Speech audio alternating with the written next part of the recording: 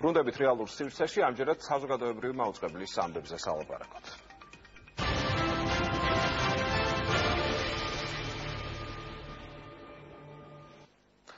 Koalitsiya medიის ადვოკატირებისთვის საზოგადოებრივი მაუწყებლის რეფორმის გეგმას ეხმიანება განცხადებაში ვკითხულობთ, რომ გენერალური დირექტორის მიერ შემოთავაზებული გეგმა, რომლის ერთ-ერთი პუნქტი 2018 წლამდე საინფორმაციო გადაცემის გარდა ყველა გადაცემის შეჩერებას გულისხმობს, ეწინააღმდეგება საქართველოს კანონს მაუწყებლობის შესახებ. ამ თემაზე სალაპარაკოთ სტუდიაში სტუმრები გვყავს ანა ნაცრიშვილი, თამარ კორძაია და რამდენიმე წამში გიორგი კოხრეიძე ჩემოგვიერთდება. მოგესალმებით, მადლობა, რომ გამონახეთ დრო და მოხვედით.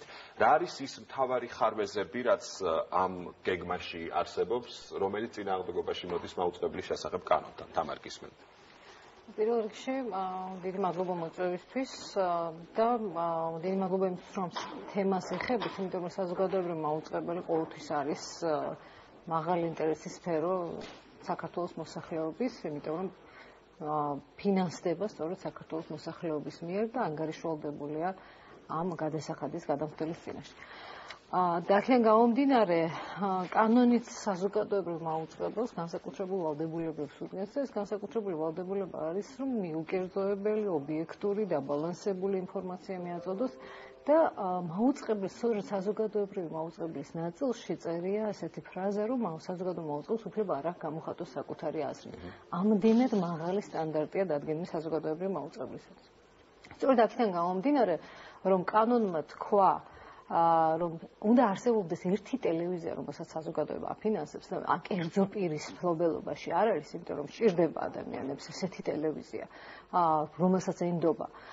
მას უნდა ჰქონდეს ასევე ყველა მაყურებლისთვის საინტერესო ინფორმაცია, საინტერესო მასალა ეთერში და მათ შორის უმთავრესი არის საზოგადოებრივი პოლიტიკური გადაცემები და ეს ვალდებულება მას პირდაპირ უწევია. და როდესაც ჩვენ ახალი ხელმძღვანელობისგან ვისმენთ, რომ უცებ გადაწყდა ყოველგვარი კვლევის გარეშე, რომ უნდა შეჩერდეს ეს გადაცემები და განსაკუთრებით ვიცით, რომ რეალური სივრცე ძალზე პოპულარულია, ყველა აღიარებს ამას, იმიტომ რომ სწორედ იმ თემებს ეხება, რომელიც მოსახლეობას აკუთვნებს. ყველა გადაცემა ჩერდება. დიახ, არა, გეთანხმებით, ანუ მე იმიტომ დავიწყეთ, ამიტომ საზოგადოებრივი პოლიტიკური, მაგრამ ახლა ჩემს გემოვნებასაც ჩავთავ აქ, იმიტომ რომ ყველაზე ახლოს, მაგალითად, იმ ადამიანებთან, რომლებსაც ყველაზე მეტი უჭირთ, რომლებიც დღეს აქციას ატარებენ, ეს გადაცემა იყო, ასე ვთქვათ, რიგითი ესე იგი მოქალაქის ხმა ამ გადაცემაში ყველაზე კარგად ისმოდა. და ამ დროს რატომ ვაჩერებთ ამას, როდესაც არ არის არგუმენტი, რომ ვაჩერებთ რას უშვებით ამ თანამშრომლებს და ასე შემდეგ. და პლუს, როგორ წარუდგენ ანგარიშს სამეურვეო საბჭოს, რომელსაც უნდა წარუდგინო პროგრამული პრიორიტეტების შესრულების შესახებ ანგარიში. ხო, და თუ საბჭო დღეს დაეთანხმება იმას, რომ ამ ტიპის სტრატეგია გავაგრძელოთ, პირდაპირ დაარღვევს კანონს. ეხლა ამას რა შედეგი შეიძლება მოყოს? საბჭო ვიცით, რომ ანგარიში ვალდებულია პარლამენტის წინაშე და პარლამენტის წინაშე საბჭოს დათხოვნის, პარლამენტს აქვს ორი საფუძველი საბჭოს დათხოვნის, ეს არის, როდესაც ის დაამტკიცებს საზოგადოებრივი მაუწყებლის ბიუჯეტს და ბიუჯეტის შესრულება ვერ მოხდება. და მეორე, როდესაც დაამტკიცებს პროგრამულ პრიორიტეტებს და მე ამ პრიორიტეტების შესრულება არ ხდება. აქედან გამომდინარე, საბჭო თავს აყენებს იმ რისკის ქვეშ, რომ საქართველოს პარლამენტმა ის დაითხოვოს.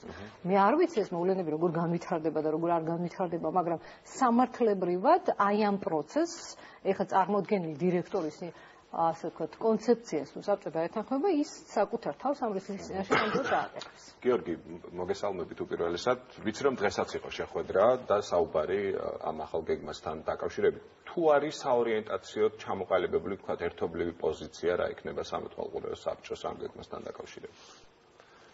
მივესალმები მაყურებელს, კეთილი იყოს ჩემი ფეხი ამ მძიმე დროს ამ სტუდიაში. და მჯერა რომ კეთილი იქნება დარწმუნებული ვარ ამაში, თავი არის ჩვენ სწორად სწორი ნაბიჯები გადადგეს, ვისაც მაგაზე ვიჭიქით და გეგმავდით თუ რა ნაბიჯები გვაქვს ჩვენ გადასადგმელი.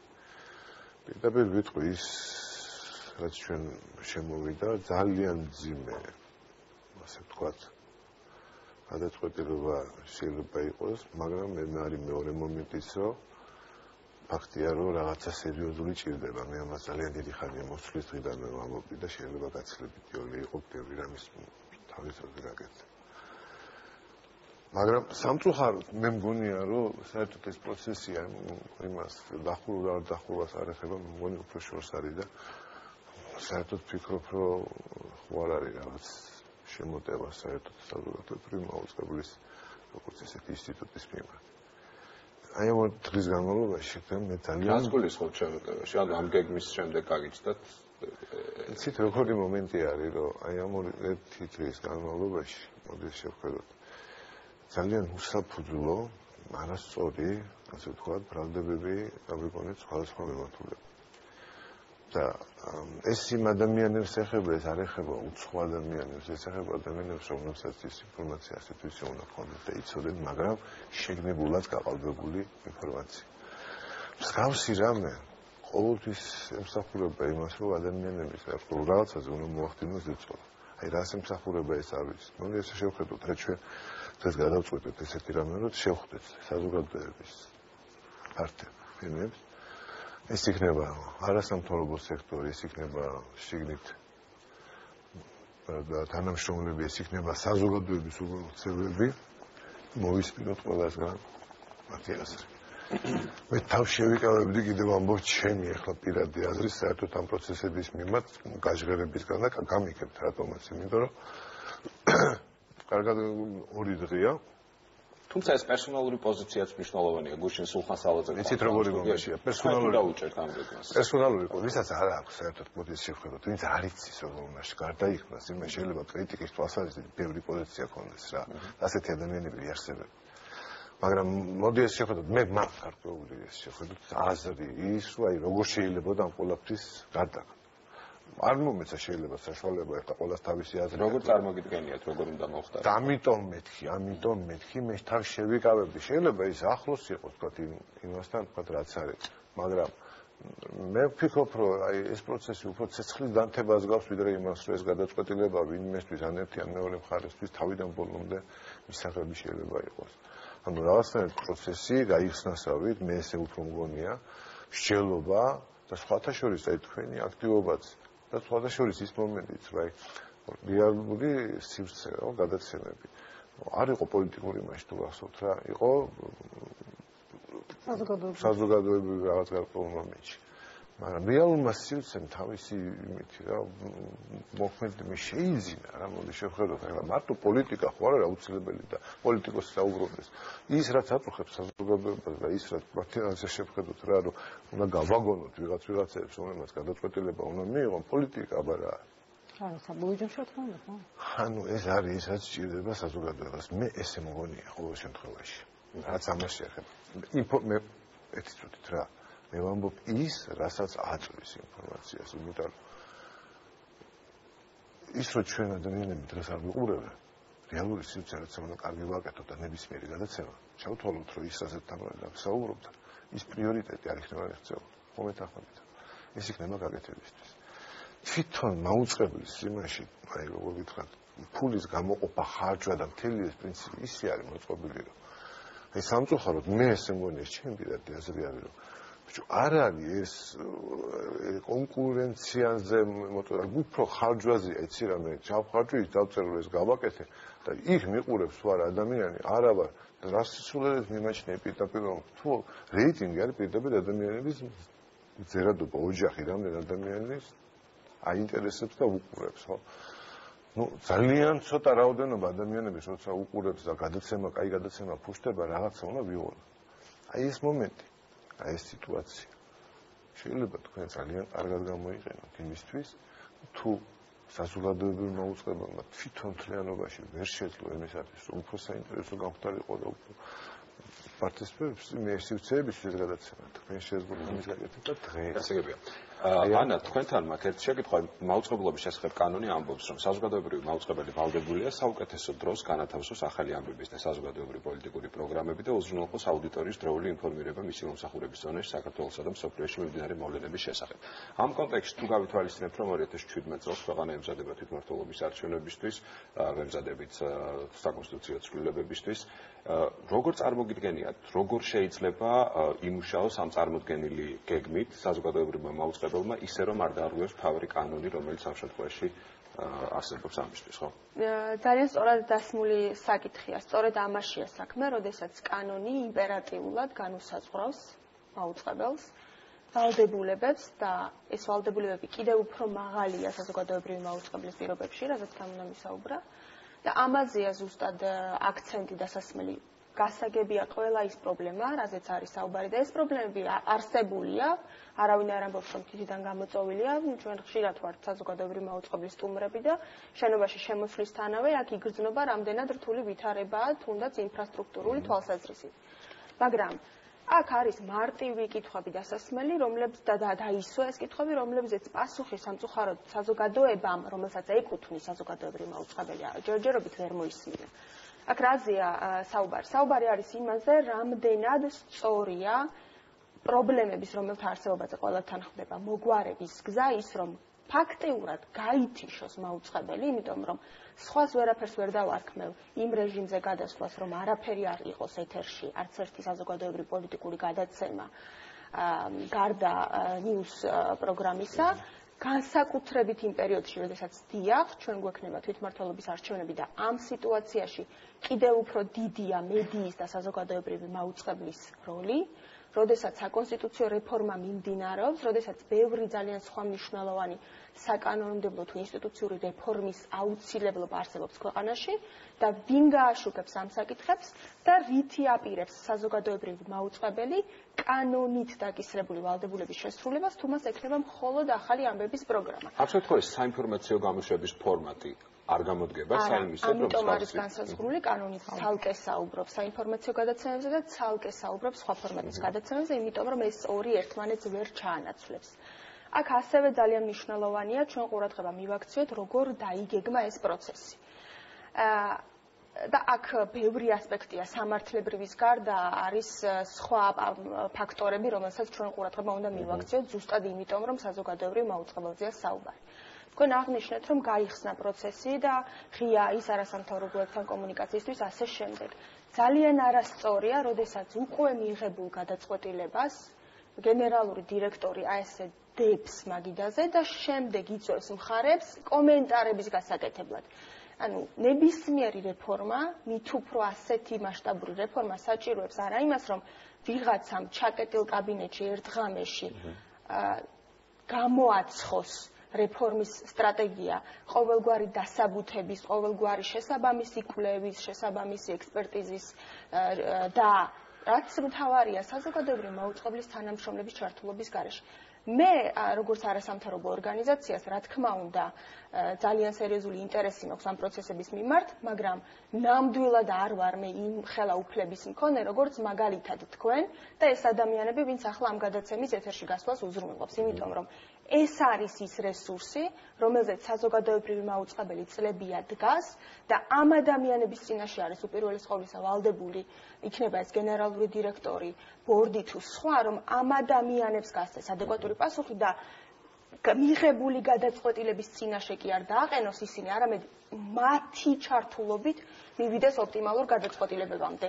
იმიტომ რომ აი ეს რაზეც იყო საუბარი, რომ სერიოზული თანხები შეიძლება იყოს გაფლანგული, ეს უზარმაზარი პრობლემაა, ეს სისხლის სამართლის დანაშაულს ნიშნებს შეიცავს, მაგრამ იმის ნაცვლად, რომ ადამიანები, რომლებიც ამ უმძიმეს ეკონომიკურ და ინფრასტრუქტურულ პირობებში უზრუნველყოფდნენ იმას, რომ არ გათიშულიყო მაუწყებელი და ვის მოსწონს, ვის არა, მაგრამ განსაკუთრებით ნაწილი გადაცემების მართლაც ძალიან მაღალი სტანდარტით გაეშვათ ეთერში და იმის ნაცვლად, რომ მადლობა უთხრან ამ ადამიანებს და გაძლიერდეს ეს მაღალი სტანდარტი, ყველა ერთიანად უნდა წავიდეს ახლა სახლში და რაც თავარია მაყურებელი დარჩეს ფაქტიურად გათიშული ეკრანის წინ. გენერალურმა დირექტორმა გუშინ თქვა, გიორგი თქვენთან მაგ შეკითხვა 2016-17 წლებში 410 მილიონი დაიხარჯა აქედან მხოლოდ 5% ტექნიკაზე, ხო? იგივე კანონში, მაუწყებლობის შესახებ კანონში 33 მუხლია, რომ საზოგადოებრივი მაუწყებლის ბიუჯეტს ამტკიცებს სამეურვეო საბჭო, 34 მუხლში ვკითხულობ, რომ სამეურვეო საბჭოს მიერ კონკურსის წესით დანიშნული დამოუკიდებელი აუდიტორი არანაკლებ წელიწადში ერთხელ ატარებს საზოგადოებრივი მაუწყებლის გარე აუდიტს და მეორე პუნქტია, რომ გენერალური დირექტორი სამეურვეო საბჭოსთან შეთანხმებით ნიშნავს საზოგადოებრივი მაუწყებლის აუდიტორს, რომელიც რეგულარულად ატარებს მაუწყებლის შიდა აუდიტს. საზოგადოებრივი მაუწყებლის აუდიტორი ანგარიშვალდებულია გენერალური დირექტორის და სამეურვეო საბჭოს წინაშე. რატომ აღმოჩნდა გუშინ ორშაბათს 12 საათზე ეს ცნობა, რომ 410 მილიონიდან ბოლო 10 წლის განმავლობაში მხოლოდ 5% წავიდა ტექნიკაზე და დანარჩენი სხვადასხვა მიმართულებით. რატო აღმოჩნდა ეს სიურპრიზი, თუკი კანონის მიხედვით ბორდი ამ შემთხვევაში ატარებდა გარე და შიდა. რა მომიშთა სურპრიზი მე იმას რა ხდება უბრალოდ მე შემიძლია ვთქვა.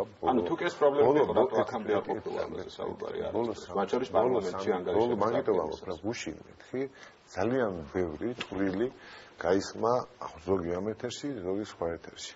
მე ბოლო 3 წლის განმავლობაში, როდესაც ჩვენ მოვედით, საზოგადოებრივ მოუწყებას ჰქონდა 32-34 მილიონი ვალი. 32 მილიონი იყო მაშინ ბიუჯეტი. შარშანდელი ბიუჯეტით მორჩა საზოგადოებრივი მაუწყებელი ვალის დაფარვას. წლევანდელი ამ 2017 წლის ბიუჯეტი უკვე აღარ არის, შეიძლება ჩაითვალოს ისრულ ბიუჯეტად. ანუ გამართლება ერთი წამი დავთვალოთ ბოლო 3 წლის განმავლობაში მე 2006-დან რა იყო? მე მაქვს რაღაც პროცესებზე ჩემი აზრი და მე ბევრჯერ მithქვამს რომ რაღაც დოკუმენტები პროკურატურაში რომ დევს ის იმისთვის არ დევს რომ დაობდეს რა ის უნდა იყოს გამოკლებული იმიტომ რომ ზოგიერთი ადამიანი რომელიც ძალიან ბევრ ამას უწყობდა ხელს და მართლა კრიმინალს ჩადიოდა რაც მე მაქვს ნანახი მე მაინტერესებს ეხლანდელის დასკვნა იმიტომ რომ ჩვენ რასაც ვხედავდით არაფერი არ იყო და აგერ აუდიტი არის შემოსული საკონცეფტო აუდიტი და მე არ ვიცი ალბათ თუ რამეს ნახავს, თუ რამეს არ ეხებთ, ყოველ შემთხვევაში შეხვალ რამეს შეხება რა გვაქვს ამ შემთხვევაში პირდაპირ ხარჯვასთან ჩვენ გარკვეული იმის მიხედვით უყურებთ არამიზნობრივობა იქ არ ყოფილა რაც იყო განსაზღვრული ისე იყო.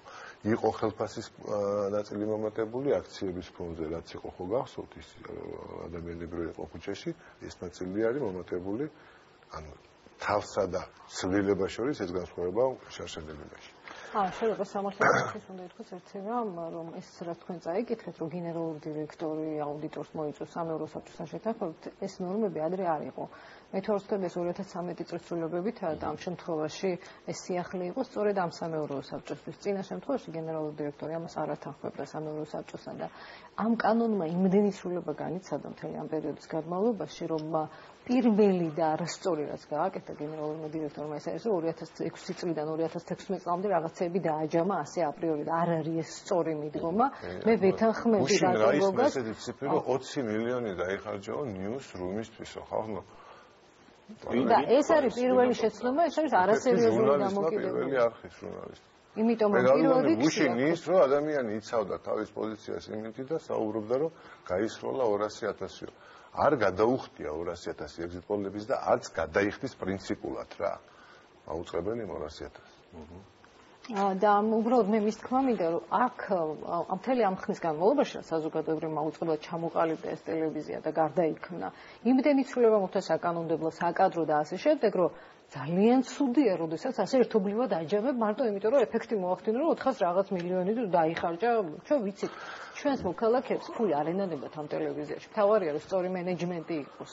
და მთავარია ის რომ დიახ ვალები გაისტუმროს ამ ტელევიზიამ და რამდენჯერ ჩამოაწერა ვალები ხელისუფლებამ ტელევიზიას. არ არის, სადაც ვალი არ არის შიგნით რა. ასეგებია. თამარ, კიდე ერთი ცვლილება, რაც ინიციატივის სახით არსებობს ჯერჯერობით, ეკუთვნით საზოგადოებრივი მაუწყებლის თანამშრომლებს, რომელიც გულისხმობს იმას, რომ ბორდს ზედმეტად ბევრი უფლებები აქვს, ამიტომ უმჯობესი იქნება, რომ ეს უფლებები გადავიდეს გენერალური დირექტორის ხელში.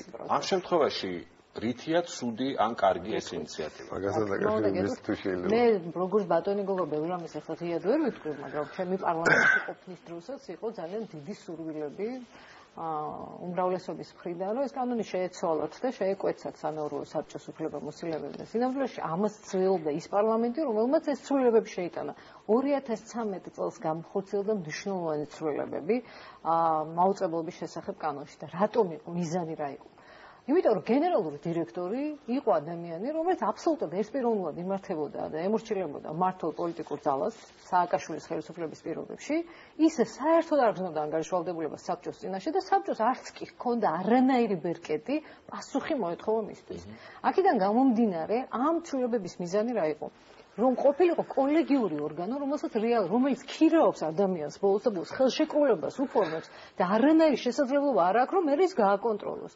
მიზანი იყო ზუსტად ეს, რომ საბჭოს აელაგმა ერთი ადამიანის თვითნებობა. ეხლა მეორე მიზანი. საბჭო კოლეგიური ორგანოა, ღია ორგანოა, ის ღიად მსჯელობს, ღიად იღებს გადაწყვეტილებას. ეს ცვლილებები, რომელთაც უნდათ რომ საბჭოს ჩამოაშორონ შრომითი ხელშეკრულებების გაკონტროლების უფლება, იმიტომ რომ მე იქ ვიღაცებს ისე დაუდებენ ხელშეკრულებას, მე ასე დაუდებენ. ჩვენ გვახსოვს მაგალითად მსახიობები, რა ქვია, მანქანის ძღოლებად რო იყვნენ გაფორმებული ამ ტელევიზიაში, ეს დროც გვახსოვს და აი ამისთან რო არ დაშვებული იყო, ამიტომ საბჭოს უფლებამოსილები გაზარდა მაშინ პარლამენტმა. გარდა ამისა, როდესაც ბიუჯეტის ზუსტად ამდენ ვალს აგროვებდა დირექტორი თავისი გადაწყვეტილებებით, ხო? საბჭოს უნდა კონდეს უფლებამოსილება რომ ჩაერიოს, იმიტომ რომ საბოლოო ჯამში პარლამენტის წინაშე საბჭო და მისი თავმჯდომარე ანგარიშვალდებული და არა გენერალური დირექტორი. ამიტომ უფუნქციო საბჭო რა შეჭირდება პენსიისთვის, ეს ხალ მე მგონი გოგო შეურაცხყოფად მიიღებს აქ რომ იყოს და პენსია აიღოს, იმიტომ რომ არაფრის უფლებამოსილება არ ქონდეს, უბრალოდ საბჭოს წევრი ერქოს. მე არ ვაკადრებდი ამას არც ერთ წევრ საბჭოში.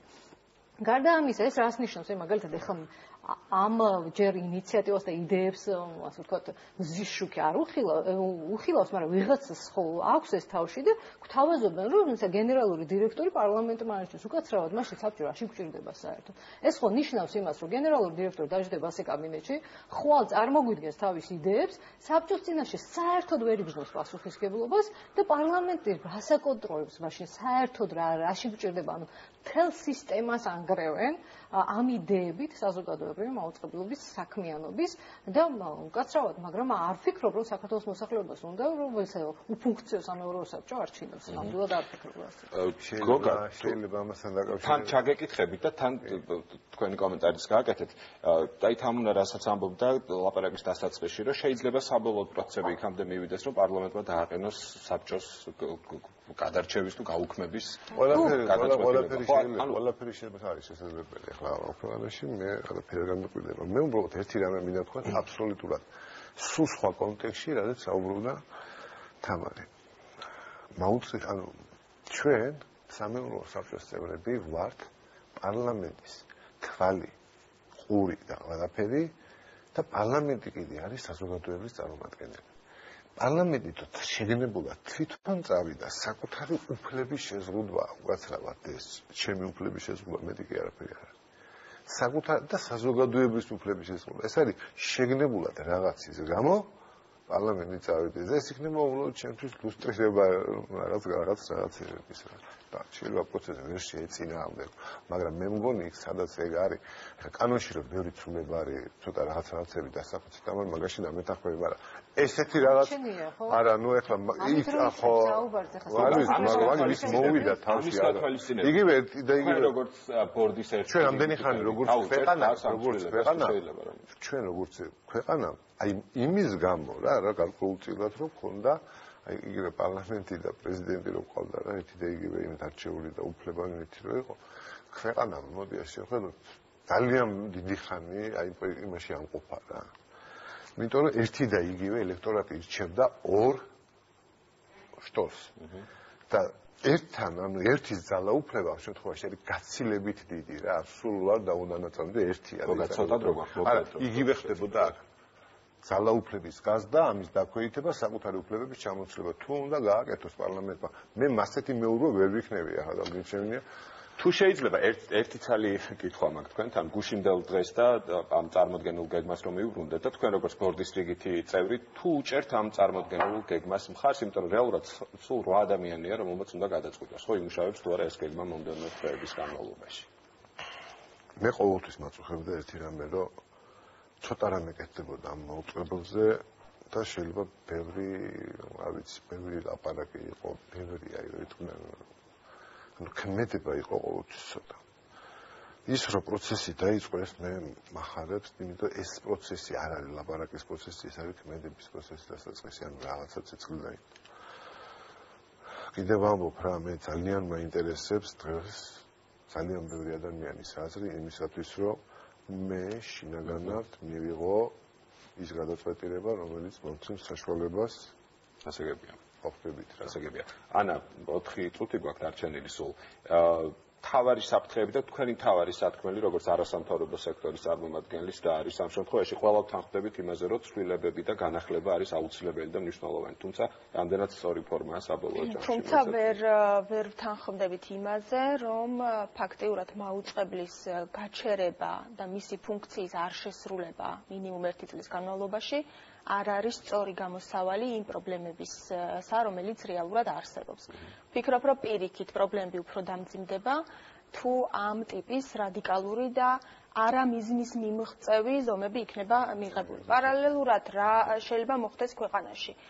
ჩვენ დიდი ხანია ვხედავთ, რომ ის მიღწევა, რაც ბოლო 4 წლის განმავლობაში მედია თავისუფლების ზრდის მიმართულებით ნამდვილად არსებობდა, ბოლო განსაკუთრებით 2016 წელს დადგა სერიოზული კითხვის ნიშნის ქვეშ სხვადასხვა მედია საშუალებებში მიმდინარე პროცესების გამო. მათ შორის იყო იგივე ძალიან დაუსაბუთებლად დახურული გადაცემა საზოგადოებრივ მაუწყებელზე მიშველაძის შოუ მაქვს მხედველობაში, მაგრამ სხვა მედია საშუალებებზეც დაიხურა ასე უცებ გაიგეს ადამიანებმა, რომ მათი პროგრამა იხურებოდა, უცებ გაიგო საზოგადოებამ, არ იყო ადეკვატური დასაბუთება, ასე შემდეგ აღარაფერს ვამბობ იმ უზარმაზარ კითხვებით დახუნძულ პროცესზე, რომელიც უკავშირდება რუსთავი ორს. ანუ ერთიანობაში რომ დავინახოთ ჩვენ მედია ლანდშაფტი, არის უკვე არსებობს სერიოზული კითხვის ნიშნები, ხომ არ მიმდინარეობს მიზანმიმართული შევიწროვება პლურალისტური მედია გარემოსი, რომელიც 2012 წლის შემდეგ ნამდვილად იყო მონოპოლარი ამ ხელისუფლების და სამწუხაროდ არაერთი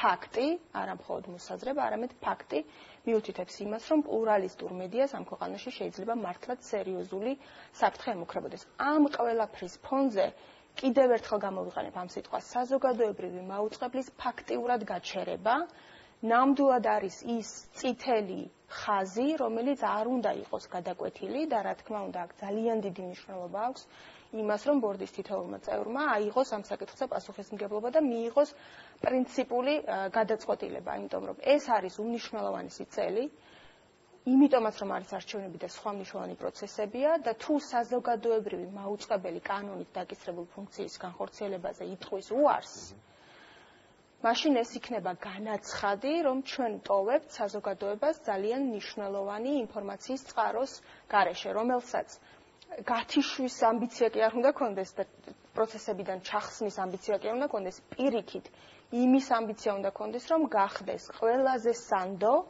ყველაზე ობიექტური წყარო საზოგადოებისთვის და კიდევ ერთს დავამატებ, მე არ მივეკუთვნები იმ ადამიანების რიცხვს, ვისაც ჰგონია, რომ საზოგადოებრივი მაუწყებელი აუცილებლად უნდა იყოს ყველაზე რეიტინგული, იმიტომ რომ საზოგადოებრივი მაუწყებელი სწორედაც იმიტომ არსებობს და მისი იდეა და კონცეფცია ეფუძნება იმას, რომ მან უნდა გამოაჩინოს თემები, რომლებიც აპრიორი პოპულარული და პოპულისტური არ არის, მისცეს შესაძლებლობა ადამიანებს, რომლებიც სხვა მეინსტრიმულ მედიაში ვერ ხვდებიან, იმიტომ რომ პოლიტიკოსების დღის წესრიგში ვერ ხვდება თემები და ამით შეუწყოს ხელი დემოკრატიას და არა ვთქვათ მაღალი რეიტინგით. ამიტომ ეს არ არის ტრაგედია.